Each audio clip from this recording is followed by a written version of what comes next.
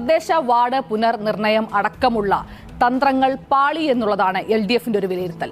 ന്യൂനപക്ഷങ്ങളും പാർട്ടിയുടെ പരമ്പരാഗത വോട്ടർമാരിൽ ഒരു വിഭാഗവും കൈവിട്ടു എന്ന് LDFന് മനസ്സിലായിട്ടുണ്ടോ എന്നുള്ളതാണ് ഏറ്റവും പ്രധാനപ്പെട്ട കാര്യം. എന്തായാലും നിയമസഭാ തെരഞ്ഞെടുപ്പിലേക്ക് നീങ്ങുമ്പോൾ വലിയ ആശങ്കയുമായാണ് അവർ പോകുന്നത് എന്നുള്ളത് യാതൊരു സംശയവുമില്ല. കാരണം വലിയ ആത്മവിശ്വാസം, മൂന്നാം പിണറായി സർക്കാർ എന്ന വലിയ ആത്മവിശ്വാസത്തിലേക്ക് പോയ അവർക്ക് വലിയ തിരിച്ചടി, ഓവർ കോൺഫിഡൻസ് ഉണ്ടായിരുന്നു.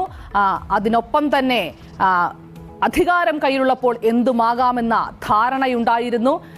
ഒന്നിലേറെ ശബരിമല സ്വർണ്ണക്കൊള്ളയടക്കം ഒന്നിലേറെ വിഷയങ്ങൾ ഭരണവിരുദ്ധ വികാരത്തിന് ആക്കം കൂട്ടിയെന്ന കാര്യത്തിലും യാതൊരു സംശയവുമില്ല. അപ്പോൾ അറിയേണ്ടത് എന്തൊക്കെ തിരുത്തലുകൾ, എന്തൊക്കെ തിരിച്ചറിവുകൾ ഈ ഘട്ടത്തിൽ ഇടതുപക്ഷത്തിന് ഉണ്ടാകുന്നു എന്നുള്ളതാണ്. അതിലൂടെ നമുക്ക് ഈ ദിവസം തുടങ്ങാം. ഷാജഹാനിലേക്ക് പോകുന്നു.